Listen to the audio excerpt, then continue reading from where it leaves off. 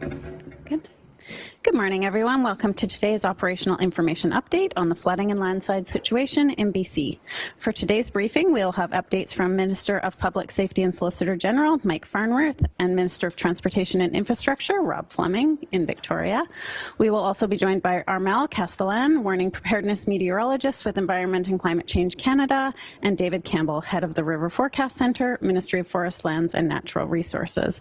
We also have on hand for questions Ashok Badi, Executive Director, South Coast Region, Ministry of Transportation and Infrastructure, and Paula Cousins, Regional Executive Director, Southern Interior Region, Ministry of Transportation and Infrastructure. A reminder to media on the phone line, please press *1 to enter the queue. You are limited to one question and one follow-up. I will now hand it over to Minister Farnworth. Thank you and good morning, everyone. I'm honored to be here on the traditional territory of the Lekwungen-speaking people and the Songhees and Esquimalt First Nations. We are in the midst of this third intense storm, and I know that in some parts of the Lower Mainland and here in Victoria, there is a bit of a lull. But I want to make it clear to everyone this storm is not over. There is this little break right now, but a significant part of the storm is still to come throughout the rest of the day. The extreme weather events we've been experiencing are unprecedented, and many parts of our province have been seeing more heavy rainfall. The Squamish-Lillooet Regional District issued an evacuation order late yesterday in the Birkin area, and those residents are receiving supports. But the full extent of the damage from this latest storm remains to be seen. Even as we continue recovering from the impacts of previous systems and widespread flooding, we are monitoring weather and road conditions across the province very closely and working with communities and emergency services to respond. Local leaders have been incredible partners in supporting British Columbians, and I am confident we will overcome these challenges stronger than ever. Our top priority remains public safety. The River Forecast Centre issued several flood warnings and watches this morning for southwest BC and the Central Coast. You'll hear more about these advisories in a moment. And I know I've said this often, but we all need to avoid unnecessary travel right now and wait out this storm. And everyone needs to follow all evacuation orders and the instructions of local officials, the experts on the ground. And call 911 to report your location immediately if on evacuation order and you cannot evacuate on your own. Please stay informed through updates from Environment Canada, Drive BC, your local government or your local First Nation. I want to thank British Columbians for their vigilance, for being prepared, and for keeping themselves and their neighbours safe. When we all work together and do our part, it makes a huge difference. This remains an extremely challenging time for our province. This series of storms has come on the heels of another terrible wildfire season, and while we're still living through a global pandemic. These events can create uncertainty and anxiety for many.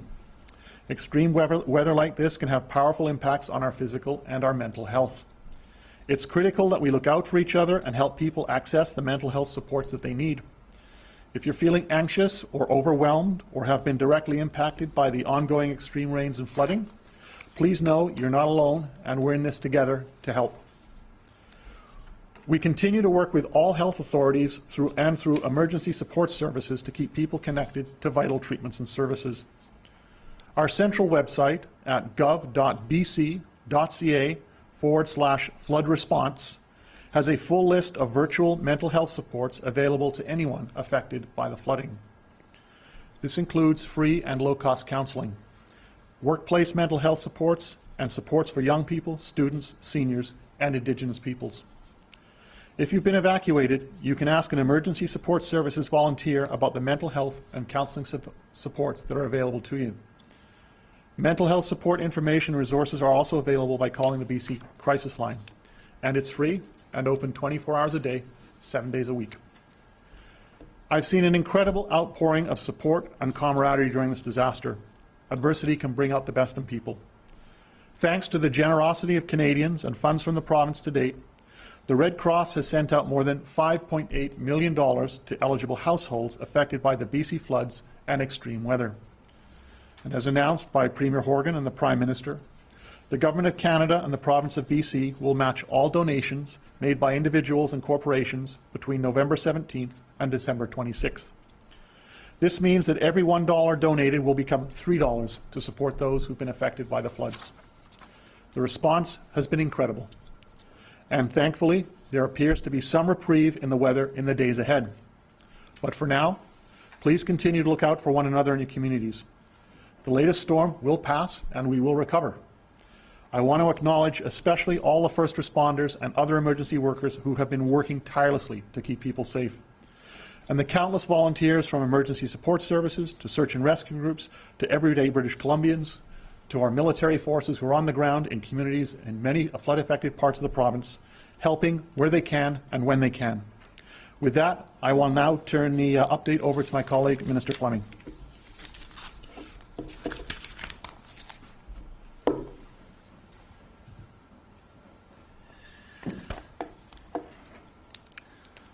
Thank you very much, Minister Farnworth, and good morning.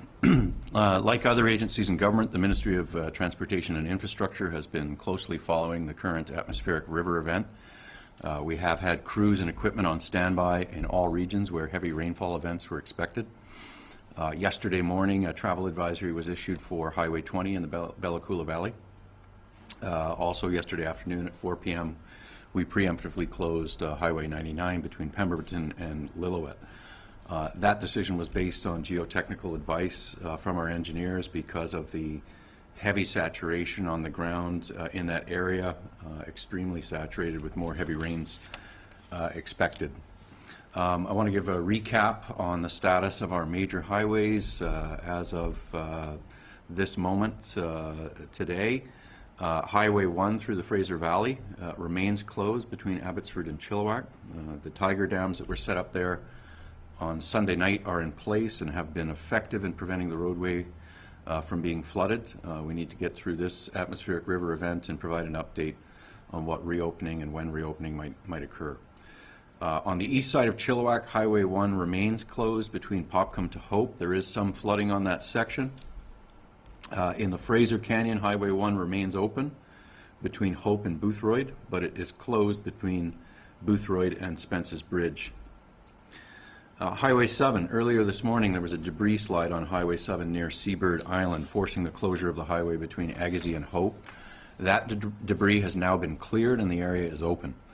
A further accident at Lake Erock had that area operating as single lane alternating traffic, but that has now also cleared. Of course, we know with the Trans-Canada closed, we know how important Highway 7 is as the only road corridor where essential goods can move out of the Lower Mainland. And we will keep that travel order in effect because of its importance. Highway 3 remains open and safe, which is very good news for our supply chain. Of course, the Highway 7 to 3 connection is the main route for trucks to access the interior and the north. I remind all drivers to please drive to conditions on this route and in fact on all highways. These roadways are not in a normal state and we want to avoid accidents and keep people safe. So please slow down. Be patient, accept that it will take longer to get to where you need to go, and drive according to current weather conditions. Highway 11 in the Abbotsford area is open south of the Trans-Canada to the U.S. border. However, on the north side of the highway it remains closed due to significant damage from the first storm event over 2 weeks ago. In terms of other routes, Highway 99 right now remains closed. Our engineers are assessing when it will be safe to reopen, and we hope that will be this afternoon. So again, pay attention to Drive BC. We expect an afternoon reopening of Highway 99 between Pemberton and Lillooet. We will confirm that later this afternoon. Here on Vancouver Island, all routes remain open. Into the interior, Parks Canada has Highway 1 closed between Revelstoke and Golden. This is for avalanche control purposes. That closure is scheduled to last until 4:30 p.m. This afternoon. Also, Parks Canada has closed Highway 93 until tomorrow because there is heightened avalanche risk there. So we'll continue to advise the public through Drive BC, through specific travel advisories about these highways and others. But again, I would urge British Columbians to ask themselves if your travel is absolutely necessary, and if it's not, avoid being on the roads while this storm is still active, and while we need to keep key highway corridors open for the supply chain that British Columbians depend on. There are communities that are experiencing shortages. These trucks getting through are critically important. More than 5,000 trucks, for example, have been able to get through and make deliveries because Highway 3 has remained open. We're happy to see freight trains operating as well, which is great news for our supply chains and our connection to the rest of Canada. Rail lines are out there actively inspecting their tracks after these rain events. Train movement will hold when required for maintenance and then resume.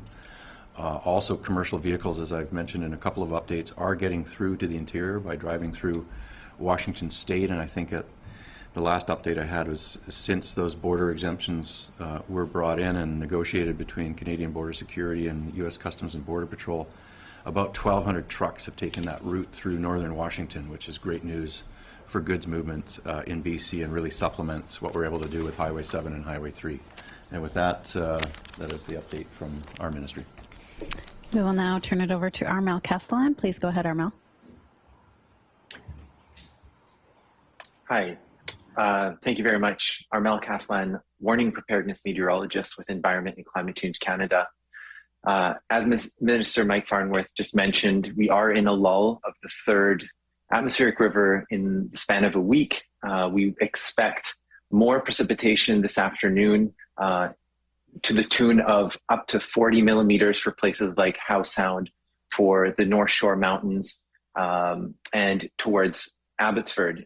Beyond Abbotsford, we expect potentially up to 50 millimeters for Chilliwack and Hope through the evening. And up to Coquihalla, in the Boston Bar, locations into the coastal mountains, we could see another 30 millimeters, maybe even 40 millimeters still, knowing the implications of moisture making it that deeply into the southwest interior. We're also seeing some west winds ahead of the cold front, 30 gusting to 50 kilometers an hour. Right now at Vancouver International, we have south winds 40 gusting to 60, and they should shift to southwest through the afternoon. Those highest intensity precipitation should come this afternoon as the cold front sweeps through. The other thing to note, of course, is that we're dealing with record-breaking heat. So an atmospheric river not only brings moisture, but it brings heat, and it's bringing it well above 3,000 meters, well above mountaintop heights. Many records are being broken today for these temperatures and yesterday, perhaps even record-breaking temperatures for any day in December. So very, very warm up high, a lot of snow melt in addition to what we're seeing in terms of precipitation. So please understand that this event has already seen close to 200 millimeters on the outside coast of Vancouver Island, a lot as well, over 100 millimeters in the Eastern Fraser Valley and near Squamish and Howe Sound. And there's still a really good pulse this afternoon into the evening hours before it's over, and we can not have very much precipitation for Thursday and Friday. We are tracking a storm for Saturday or late Friday. It mostly affects the south coast, but it is not as potent as these atmospheric rivers are. We should see somewhere around that 15 to 25 millimeters, perhaps a little bit more, but generally speaking, quite a bit less. And then looking forward into next week, we see a continued active Pacific right into the south coast and the central coast. So please be aware to follow your forecast and heed the warnings as closely as possible as we go into continued active weather.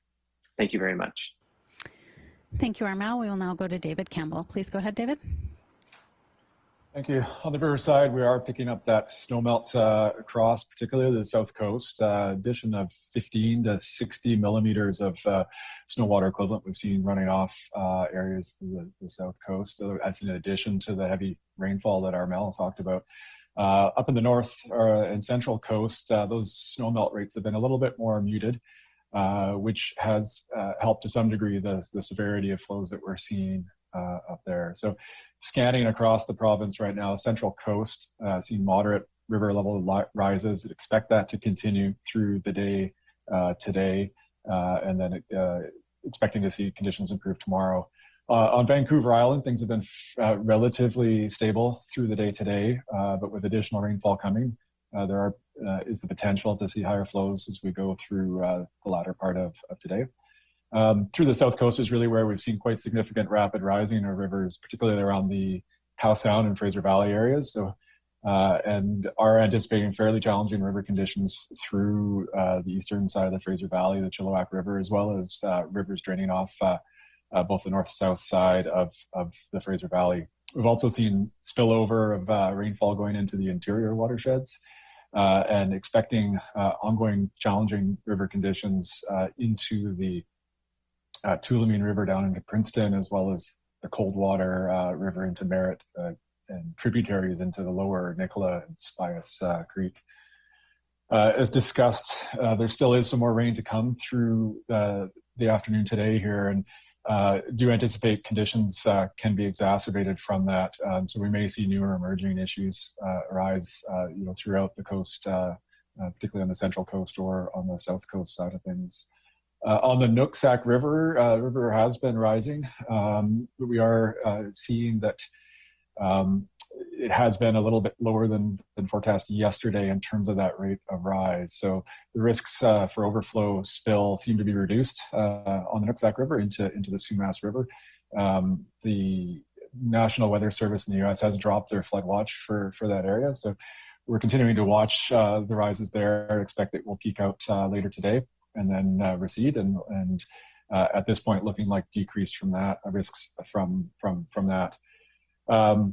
While the conditions continue to be challenging through today, we are expecting with drying weather into tomorrow and the weekend that we will see more substantive improvement in river conditions tomorrow and into the weekend, giving reprieve from what has been a prolonged period of challenging conditions. At the moment, we have flood warnings in place for the lower mainland and Fraser Valley, including the Chilliwack River, the Sumas River, and the Coquihalla.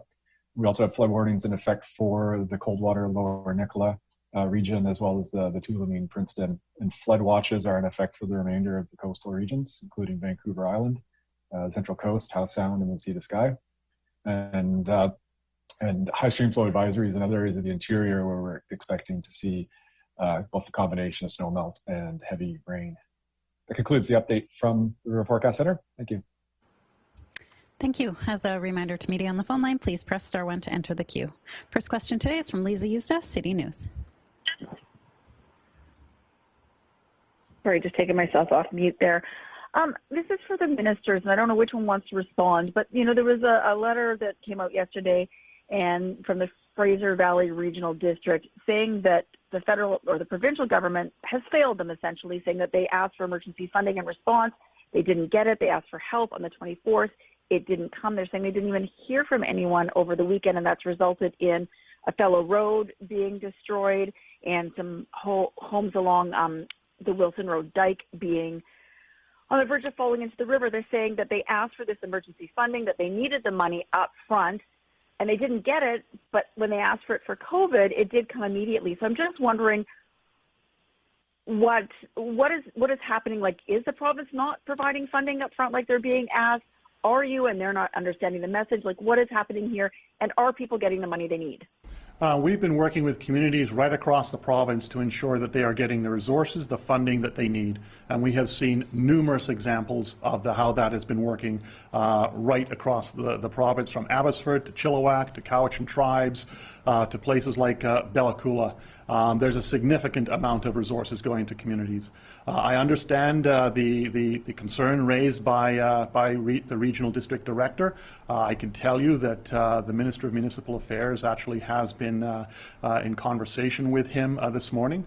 I can also tell you that local government does have authority to undertake emergency repairs. You do not have to get the approval of the province to rent or to get a backhoe. And I've also made it clear that if there are issues that the regional district thinks around communication, my staff will be working with them to ensure that if there are any issues that they are resolved. Lisa, do you have a follow-up? My understanding is there's no question about the authority. The question is having the money to back it up, that they don't have the money to float to pay for these, and they're asking for the province to bolster their funds as they have in other areas. So is the province doing that, or is Director Lum just not understanding what's happening. I'm guessing that like, is there just a lack of communication? And as far as communication between the province, you know, I don't know, did he hear from emergency services over that weekend, just not from one of the ministers? Because I know we certainly had a hard time getting hold of people over the weekend directly from government. What I can tell you is that EMBC staff and ministry staff across government work very closely with local governments in dealing with these emergencies. And as I said, my staff are working with and reaching out to the Fraser Valley Regional District. I can tell you this, that there have been 36 requests for financing or for approvals that have been approved between November 15th and November 30th. Next question is from Rob Shaw, Check News. Oh, hi. Just back to Armel from Environment Canada. I know you've given us lots of numbers over the briefings, but I was wondering if you could recap again for us the record-breaking rain in November, then the record-breaking heat at elevations today, and the implications of all of that for us now and into the future. Go ahead, Armel. Yeah, thank you, Rob. There's a lot of numbers to go through. Absolutely. We're going to be crunching them for weeks and months to come. But certainly at this point, we can say a few things. One, that the November 13th through 15th event created record numbers of precipitation, particularly on the Eastern Fraser Valley, including Abbotsford and Hope, seeing their record 24 hours of precipitation at 100 and 174 millimeters respectively. We are also seeing that Abbotsford has broken its November totals for precipitation by 99 millimeters. So a huge departure from the previous record going back many, many years. We are also tracking Nanaimo, Victoria, Vancouver International Airport, and Abbotsford having broken their seasonal precipitation numbers for September, October, and November all combined. So without question, this has been a very active streak since mid-September on the heels of an extremely wet, dry, and hot summer. So we have gone from some extremes to other extremes. And unfortunately, this is consistent with what climate change has been projecting for all parts of Canada, including the mid-latitudes here in BC. It's not to say that it's always going to be this extreme all the time. I mean, we will see lulls, of course, but the frequency, the amplitude of these events and their longevity individually will continue to increase with the coming years and decades. Rob, do you have a follow-up? Great, thank you. But also on the record-breaking heat at elevations, like what would the implications of that be? If it melts the snowpack, do we see that immediately? Is there a lagging effect there? Where does it kind of manifest itself? And how worried do we need to be about that, not only today, but in the days ahead? Please go ahead, Yeah, Armel. that's a great question, Rob. Again, you know, the heat is not just at the valley bottom, it's certainly going up to mountaintop heights. So any snow that has occurred in the last several weeks, including ahead of the mid-month event and since, is not extremely thick. So a thick snowpack, as David Campbell will also say, you know, can absorb a lot of rain. These rain events can, you know, be muted up at elevation. When the snowpack is thinner, it's closer to being melted, and so an event like this can actually melt a lot of snow, and that's when we're starting to see values not only on the coast but into the interior, where an addition to the rain is the snow melt, and it can happen very quickly, especially considering how saturated all of the soils are as a result of having such a long period of wetness, and therefore the impacts from that snow melt are very, very close to on hand and add to the rainfall totals. Beyond that, of course, being delayed in any given winter for the start of the snowpack could have some implications, but we are really just starting that whole snow period. Parts of the rest of the province are being buried with snow. Stewart just got over 50 centimeters in the last couple of days. we will be entering into a La Nina winter. So come mid to late December, the deck is essentially stacked that we would see cooler conditions through January, February, March, and perhaps even April. And that could spell, a bolstered snowpack down to lower or mid elevations. Mira Baines, CBC. This question is for Minister Farnworth. A report released today by the Centre for Policy Alternatives shows the province was warned in 2010 that the Rivers Forecast Centre was both understaffed and under-resourced and unable to provide effective flood risk assessment. Staffing levels have remained the same for now, and this report claims that the Forecast Centre was slow in issuing warnings ahead of this month's devastating floods. Why do staffing levels at the Forecast Centre remain so low compared to neighboring provinces and states? And how do you respond to the criticism that the Forecast Centre was slow to issue warnings this month? Thank you, and I'm familiar with this report that you're talking about that was done in 2010. I can tell you that since that time there has been significant changes in terms of technology and the information that they're able to do and work with. I can tell you the River Forecast Centre does an amazing job, and we have incredible individuals who do extraordinary work. And they were absolutely doing their job in alerting communities to the situations on the stream flow and river flow forecasts that we are facing, not just in this event, but in events that are taking place throughout the year. Follow-up, Mira? Yes. Minister Farnworth, there's recently, because of the failure of orphan dikes that are maintained by any government jurisdiction. In particular, I'm talking about the area near Keremeos. Will the province invest in maintaining these dikes? That's one of the reasons why we have undertaken a flood control strategy, and that work has been underway within the Ministry of Forests, and that deals with issues of dikes. And obviously, the issue of orphan dikes is of significant importance. It's also why that work will also form part of the changes that are coming in terms of the Environmental Protection Act overhaul that has been currently underway, initiated within my ministry. It's why we signed up to the Sendai framework in terms of how we approach disaster management and emergency response. We're the first province in the country to do that. All of those things feed into those fundamental changes so that emergency preparedness and approach in terms of dealing with disasters doesn't just focus on response and recovery, but very much also focuses on the other two key pillars that have to be recognized, which is prevention and mitigation. Next question is, oh, sorry, Mira, do you have a follow-up? Did I already ask that? I'm sorry. Richard Zussman, Global News. On that CCPA report, Minister, is there a commitment to hire additional staff, or based on the answer you gave to Mira, are you confident that the Forecast Centre can do its work with current staffing levels? We have incredible staff working in the River Forecast Centre. They do incredible work.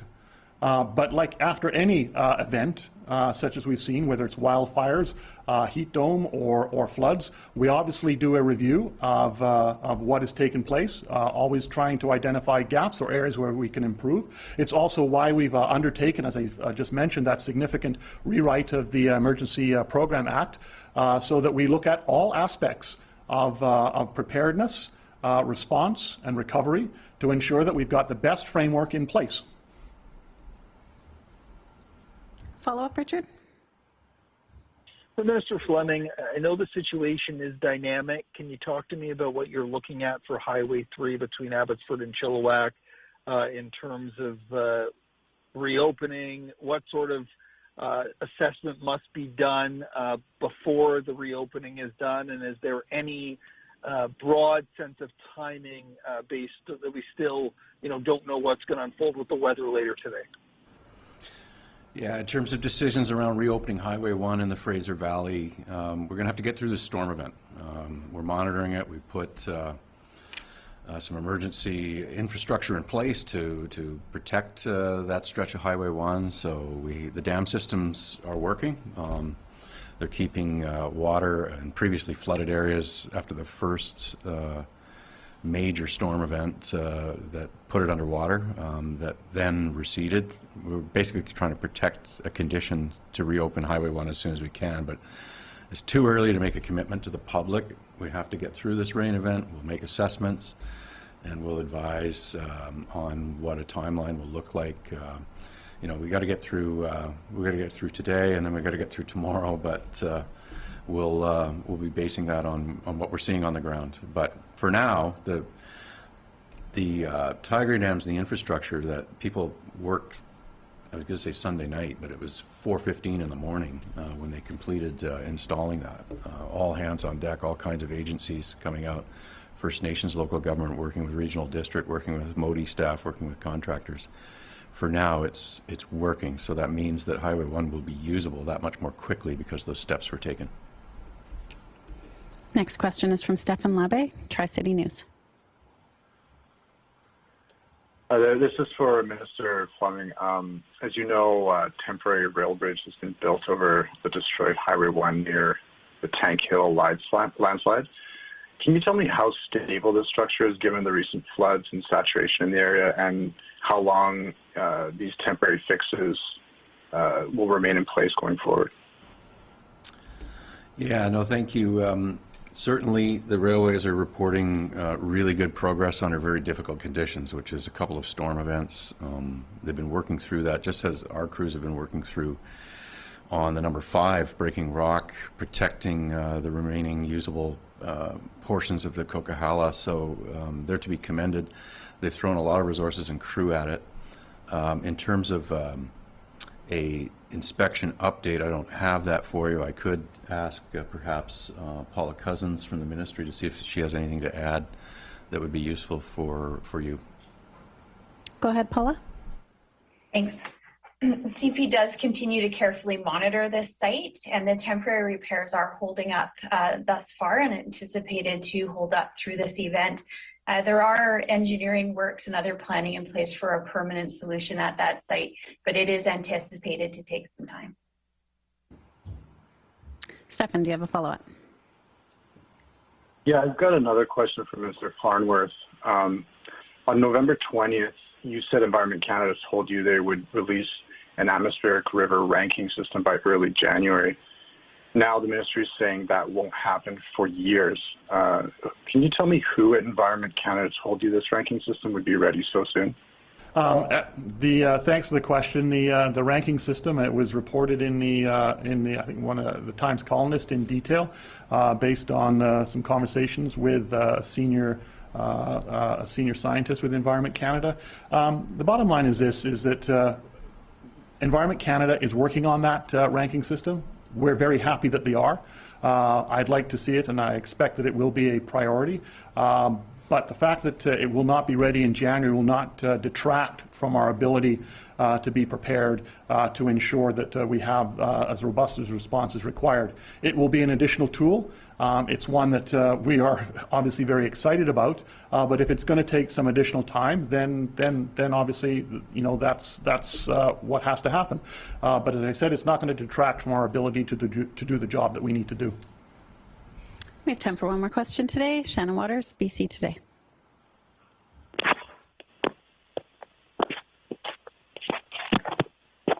Shannon, are you there? Hi, I'm wondering if you can tell me how many requests in total the ministry has received for assistance from local governments. You mentioned that 36 have been approved. How many in total have been received, and how many have been rejected by the province? That was for the Fraser Valley Regional District. I can tell you we work very closely with local governments to ensure that we're able to get the resources, the assets, the equipment that they need to their communities as quickly as possible. Follow-up, Shannon?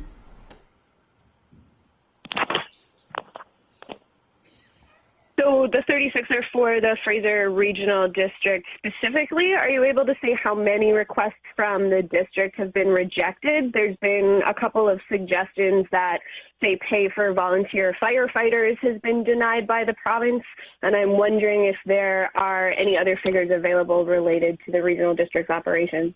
Yeah, in terms of the Fraser Valley Regional District, I think it's, as I said, 36 requests from them have been approved. 2 additional requests arrived today. I do know that in the terms of that one around the firefighters, that one is being reassessed. And then I know that there were 6 that were not accepted. That concludes today's information update. Please note our next scheduled update is Thursday, December 2nd.